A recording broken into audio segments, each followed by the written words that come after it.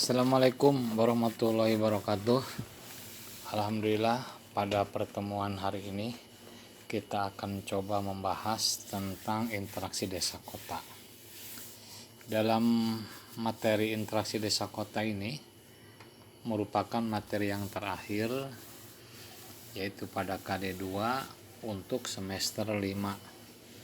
Nah, insya Allah kita akan bertemu nanti di semester berikutnya, yaitu semester 6. Untuk mempersingkat waktu, marilah kita sama-sama membahas tentang interaksi desa kota. Interaksi desa kota, apa yang dimaksud dengan istilah interaksi desa kota? Yang dimaksud dengan interaksi desa kota adalah hubungan yang saling mempengaruhi antara desa dengan kota. Jadi ternyata dua wilayah, yaitu desa dan satu wilayah satu kota, itu bisa menjalin hubungan yang saling mempengaruhi. Nah, apa tujuan dari pembahasan materi interaksi desa kota ini? Tujuannya yaitu supaya kita menyadari betul bahwa kita sebagai manusia tidak bisa berdiri sendiri. Karena apa? Karena kita memiliki banyak kekurangan. Meskipun diantaranya kita memiliki kelebihan. Karena dari kekurangan itulah maka akan muncul adanya sebuah hubungan. Jadi dengan demikian, bahwa terjadinya hubungan antara dua wilayah, antara desa dan kota tersebut, itu dimungkinkan bertujuan untuk memenuhi berbagai macam kebutuhan yang diperlukan, baik itu oleh desa maupun oleh kota. Jadi di satu sisi desa itu membutuhkan dari adanya kota, di sisi lain kota juga memerlukan dari adanya desa. Apa yang diperlukan dari kedua wilayah ini? Yang diperlukan dari kedua wilayah ini adalah yang berkaitan dengan unsur-unsur produksi. Sebagai contoh, desa akan memiliki produk dari kegiatan pertanian, baik itu padi, sayuran, palawija, dan sebagainya. Sedangkan kota itu masyarakatnya akan membutuhkan kebutuhan yang tadi dihasilkan dari desa. Sehingga bagaimanapun antara desa dengan kota ini dalam hal pemenuhan kebutuhan pokok ini sangat bergantung. Sebaliknya desa juga itu akan bergantung dari kota. Apa yang sangat bergantung dari kota itu? Yang sangat bergantung dari kota adalah adanya hasil produksi industri yang berguna untuk kehidupan sehari-hari. Sebagai contoh, mungkin kita mengenal yang namanya deterjen atau sabun. Nah, sabun yang sampai sekarang tiba di daerah kita di pedesaan itu adalah industrinya berada di perkotaan. Sehingga produksi sabun tersebut itu diperlukan oleh masyarakat desa, dan akhirnya masyarakat desa berupaya untuk memenuhi kebutuhan sabun tersebut, baik untuk mencuci maupun untuk mandi atau untuk alat kebersihan yang lainnya. Nah, ternyata interaksi desa kota itu memiliki latar belakang. Apa latar belakangnya? Satu, setiap wilayah saling berhubungan. Dua, potensi setiap wilayah berbeda. Tiga, lokasi geografis desa dan kota berjauhan. Empat, keterbatasan lahan di perkotaan. Lima, yaitu desa sebagai pusat produksi kebutuhan pokok. Yang keenam adalah penduduk di kota lebih padat. Yang ketujuh, masyarakat kota bersifat konsumtif. Nah, jadi 7 hal pokok ini menjadi latar belakang munculnya interaksi desa kota. Tadi dijelaskan bahwa 7 poin itu ternyata memberikan dampak adanya interaksi desa kota.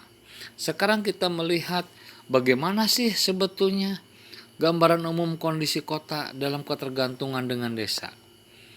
Nah, kota memiliki gambaran, yaitu adalah kegiatan mata pencarian masyarakatnya itu adalah di luar dari kegiatan pertanian atau nelayan atau bidang peternakan. Jadi yang ada di kota itu umumnya adalah pegawai, karyawan perusahaan atau karyawan perkantoran, atau dalam bidang jasa, yaitu dalam bidang perdagangan atau bidang transportasi.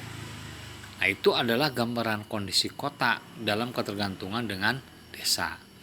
Yang kedua, masyarakat kota perlu kelangsungan hidup. Jadi mereka itu sangat membutuhkan kebutuhan pokok itu memang untuk mempertahankan hidup. Kalau tidak begitu, maka mereka akan kelaparan. Karena kebutuhan yang mereka peroleh, yang mereka nikmati itu adalah penghasil dari desa. 3, masyarakat kota memerlukan tenaga kerja tertentu, yaitu adalah harian lepas yang bersifat serabutan dan lain-lain. Nah, orang kota karena dia memiliki mata pencaharian bekerja sebagai pegawai, sebagai karyawan, sebagai jasa dalam bidang perdagangan, jasa dalam bidang transportasi, itu sudah barang tentu mereka itu menyita waktu. Dan waktu mereka tersebut sangat diperlukan untuk memenuhi lapangan atau mata pencarian tersebut. Maka sudah barang tentu bahwa kegiatan-kegiatan di luar itu mereka memerlukan tenaga. Nah, tenaga tersebut tiada lain berasal dari desa. Kenapa harus berasal dari desa? Karena orang kotanya sendiri bekerja pada bidang yang sudah ditentukan. Pak, kan ada hari libur katanya, yaitu hari Sabtu atau hari Minggu. Ya kalau jenis pekerjaannya bisa diselesaikan 2 hari. Kalau umpamanya berhari-hari, lebih dari 7 hari, 8 hari, 10 hari, maka kan sudah barang tentu orang desa yang harus datang ke kota untuk membantu atau melaksanakan pekerjaan tadi. Kemudian yang berikutnya, gambaran umum berikutnya adalah intensitas hubungan masyarakat kota dengan desa sangat lancar. Nah, sekarang program pembangunan pemerintah mengusahakan supaya sarana transportasi yang berkaitan dengan sarana atau bidang perhubungan antara desa dengan kota itu diupayakan lancar. Dengan cara apa? Dengan cara perbaikan infrastruktur. Apa infrastruktur untuk transportasi atau perhubungan darat? Contohnya, jalan raya diperbagus, jembatan diperkuat, bahkan bila perlu diperlebar, jalan raya diperlebar, bahkan bila perlu ada jalan bebas hambatan atau jalan tol. Kemudian berikutnya, kecenderungan desa untuk meningkatkan kesejahteraan.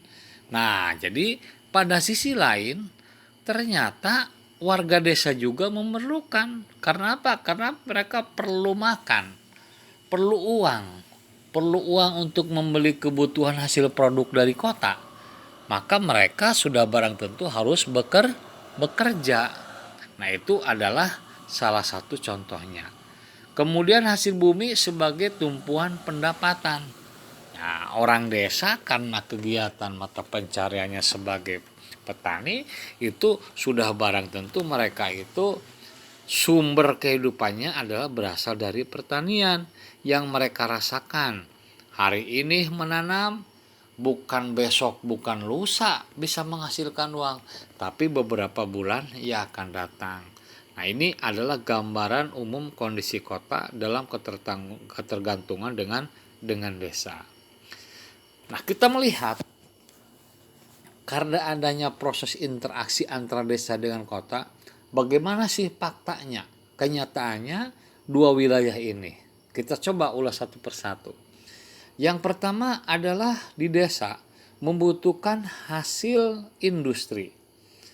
Yang kedua di kota membutuhkan hasil pertanian. Jadi ini jelas klop kan ya, saling mengisi di antara kedua tempat ini.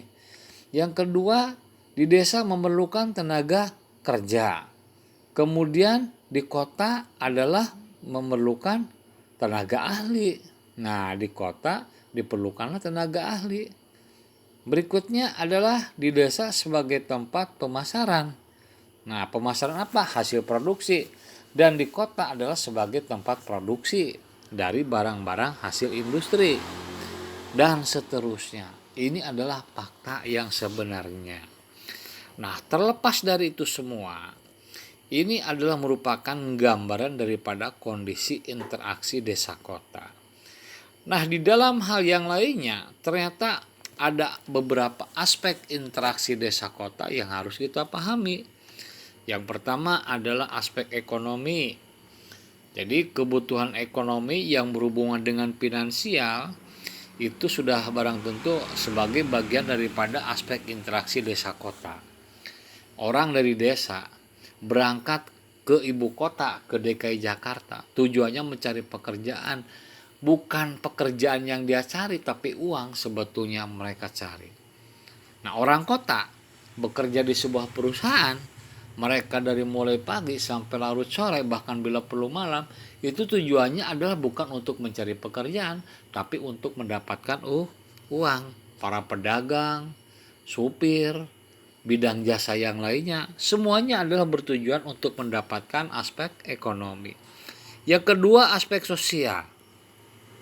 Apa ini maksud dengan aspek sosial di sini? Yaitu masyarakat desa dengan masyarakat kota sama-sama memiliki kondisi sosial yang berbeda. Orang desa kondisi sosialnya ya digambarkan sebagai masyarakat pedesaan. Nah, seorang kota sebaliknya itu memiliki kondisi sosial masyarakat perkotaan. Jadi itulah yang menjadi aspek interaksi di kota dalam bidang sosial. Yang ketiganya adalah aspek budaya. Aspek budaya itu adalah produk-produk yang dihasilkan di masyarakat kota yang berkaitan dengan hasil teknologi, apakah itu barang kebutuhan rumah tangga, kemudian hasil teknologi berupa kendaraan, hasil teknologi berupa alat transportasi yang lain, hasil teknologi berupa bidang komunikasi seperti pabrik handphone, pabrik telepon, dan seterusnya. Kemudian bidang industri seperti hanya industri elektronik, televisi, radio, mesin cuci, dan lain-lain. Itu adalah merupakan aspek budaya yang ternyata aspek budaya tersebut sangat diperlukan oleh masyarakat pedesaan. Jadi secara tidak langsung masyarakat pedesaan itu memiliki kondisi yang berhubungan dengan keadaan, kebutuhan, aspek budaya dari masyarakat perkotaan. Nah, sebaliknya masyarakat kota juga mereka memiliki budaya yang mungkin berbeda dengan masyarakat desa. Mungkin contohnya dalam kegiatan-kegiatan tertentu yang sifatnya sakral, acara hajatan atau acara pernikahan atau acara hitanan, itu di kota kondisi budayanya berbeda dengan di desa.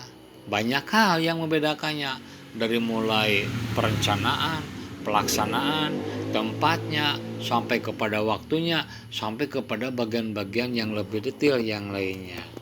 Nah, ini adalah sebagai bentuk interaksi desa kota yang berkaitan dengan aspek-aspek interaksi desa kota. Mungkin hanya itu pertemuan kita pada siang hari ini. Silahkan jika ada yang bertanya, saya memberikan waktu sebelum kita tutup. Oke, kalau begitu, karena tidak ada lagi yang bertanya, maka pertemuan kita dicukupkan sampai sekian dulu. Saya tutup. Wassalamualaikum warahmatullahi wabarakatuh.